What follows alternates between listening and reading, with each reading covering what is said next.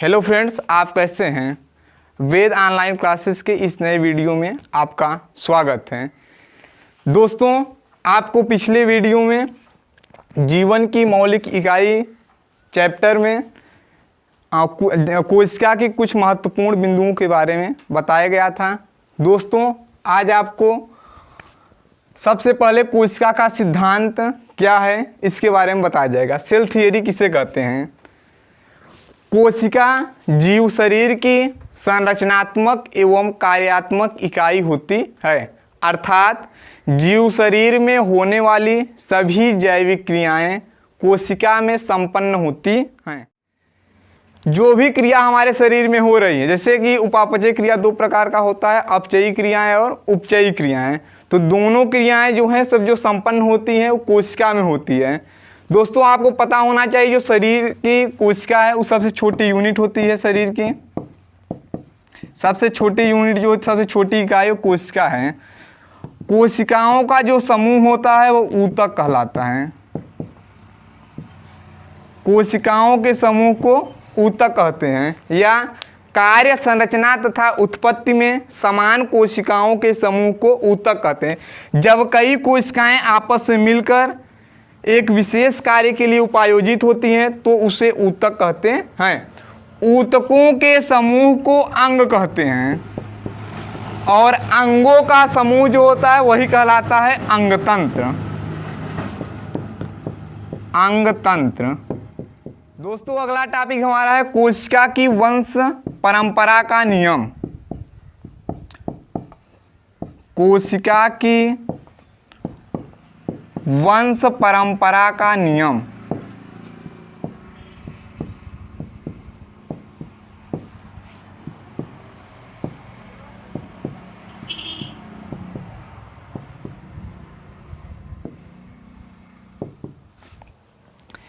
इस सिद्धांत का प्रतिपादन विर्चो नामक वैज्ञानिक ने सन 1858 ईस्वी में किया। इस सिद्धांत के अनुसार नई कोशिकाओं का निर्माण पूर्ववर्ती कोशिकाओं के विभाजन के फलस्वरूप होता है। कोशिका के वंश परंपरा का नियम यही है दोस्तों कि जो नई कोशिकाओं का निर्माण हो रहा है वह पुरानी कोशिकाओं के विभाजन के फलस्वरूप होता है। जैसे मान लेते हैं हमारे हाथ में कहीं पर चोट लग गया, इंजर्ड हो गया है। अब उस स्थान पे मान लो घाव हुआ है, उस घाव को भरने के लिए जो रिक्त स्थान था, तो जो घाव भरा बाद में वो जो पुरानी कोशिकाएं थे बगल में उनके विभाजन के बाद ही संभव है। तो पुरानी कोशिकाओं में जब सेल डिवीजन होता है तो नई कोशिकाओं का निर्माण होता है। दोस्तों, अगला टॉपिक है कोशिका की विशेषताएं। कोशिका की विशेषताएं।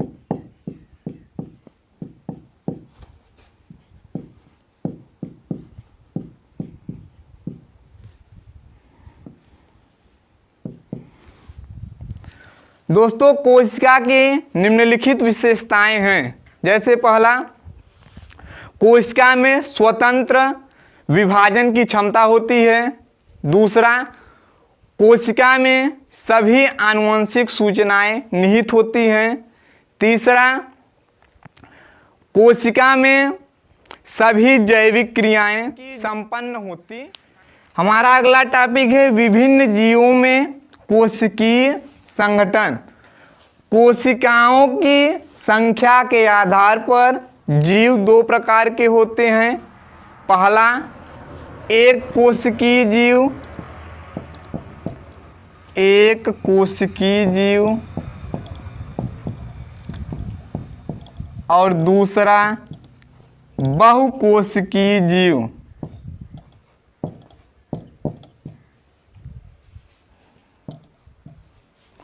बहुकोशिकीय। आइए दोस्तों समझते हैं एक कोशिकीय जीव किसे कहते हैं। वे जीव जिनका शरीर केवल एक ही कोशिकाओं से मिलकर बना होता है उसे एक कोशिकीय जीव कहते हैं। जैसे एक कोशिकीय जीव के उदाहरण क्या होंगे, जैसे अमीबा, पैरामीशियम, पैरामीशियम,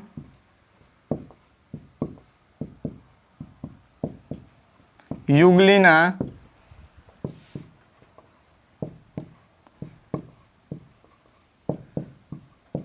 बैक्टीरिया आदि। ये सभी एक कोशिकीय जीव के उदाहरण हैं।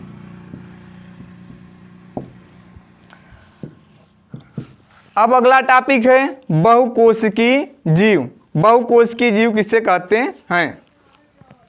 वे जीव जिनका शरीर बहुत सारी कोशिकाओं से मिलकर बना होता है उसे बहुकोशिकीय जीव कहते हैं। जैसे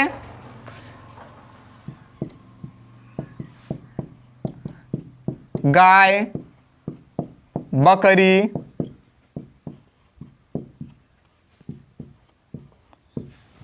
मानव,